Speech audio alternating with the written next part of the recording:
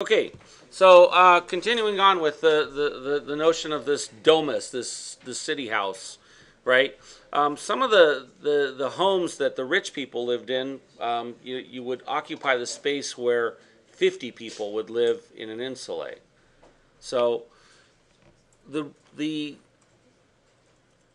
the houses were divided or had common rooms. They had a vestibulum, which was the grand entrance to the house. You guys kind of experienced that as we entered the Giddy Villa, where the whole series of columns and the steps were kind of coming up to it, right? There was the atrium, which is the open interior room, and you see that right in here. And the atrium, again, as we walked through that one over at the Getty Villa, I made a note of it to you guys that part of the idea there was that when it rained, it would catch water and that the water would be saved in a cistern underneath the pool. Okay, but you kind of see that as you kind of enter through here into that center area. The tablinium, which was an office or a living room for the man of the house, this was also a place where that person might conduct business. Okay, because remember, the Roman culture, the wealthy Romans were all businessmen. Rome was all about business. Even when they were at war, it was about business. All right. The triclinium, which was the dining room, and it was often like it was really ornate and heavily decorated. It's where if they were having a party or something, that's where you would sort of congregate. Then there was the bedrooms called cubiculum, and the kitchen, the colinia. Colinia was often next to sort of a garden of sorts. So one of the things I want you guys to note is this notion of a peristyle court. Okay, so peristyle court means that it's surrounded by columns, and when we were in the Getty Villa, there was the inner peristyle court, and then there was the outer peristyle court where the pool was.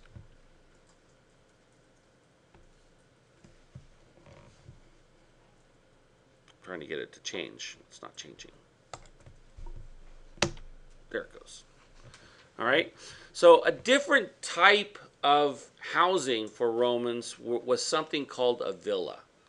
A villa was a country house, right, that was not in the city. It could have been something as simple as a farmhouse, okay, and it could have been something as complex as Hadrian's Villa, which was a massive expanse.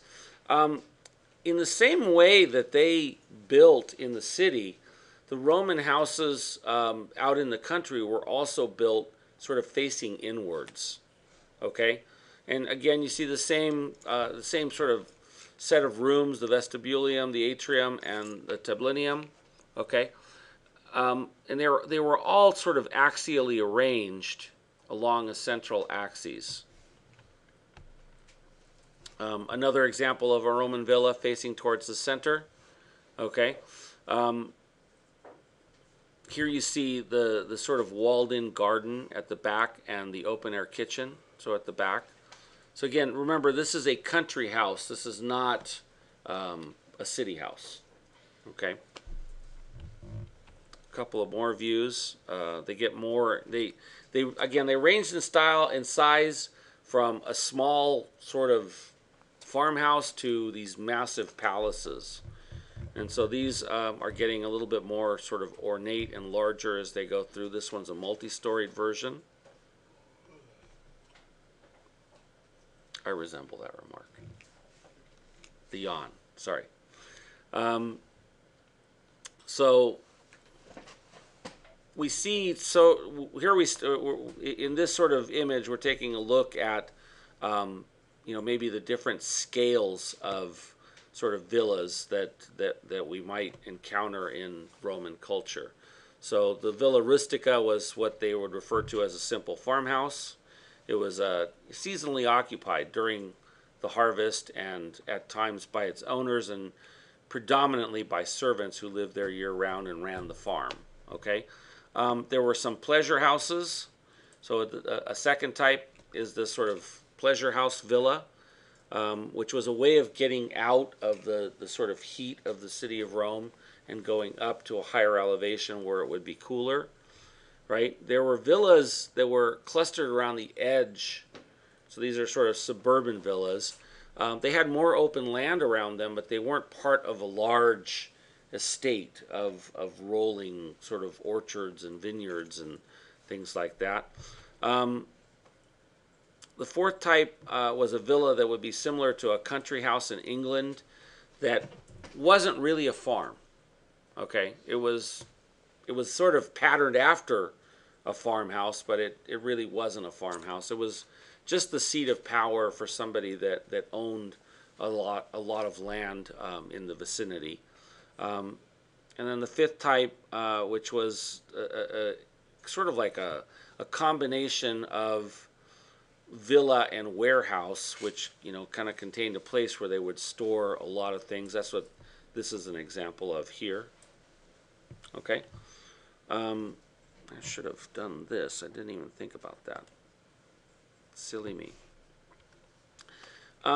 Probably one of the most unbelievably large villas. You guys, we took a look at Hadrian, right? And Hadrian was the person that commissioned the Pantheon. But Hadrian had a villa that he built, and Hadrian's villa was just absolutely massive. You get an idea of the sort of scale of just looking at the scale of the villa itself in relationship to something as large as the pool, and you get an idea of how sprawling Hadrian's villa would have been. And then we come to the place where we all went, which was the Getty Villa, which was patterned after an actual villa in Herculaneum next to Pompeii. One of the sort of houses that we really didn't get a chance to talk much about was the Domus Aurea, which was built in the city of Rome. The Domus Aurea was built by Nero. If you recall, when we took a look at a little bit about Nero and how he's kind of accused of being the person that burned down major portions of Rome, right? And the reason that he did it was so that he could build this massive house over top of it. And this kind of is the remnants of one part of the Domus Aurea. And here we just see kind of one of the pools. I believe this is Hadrian's villa. Okay? And that concludes our discussion of Rome.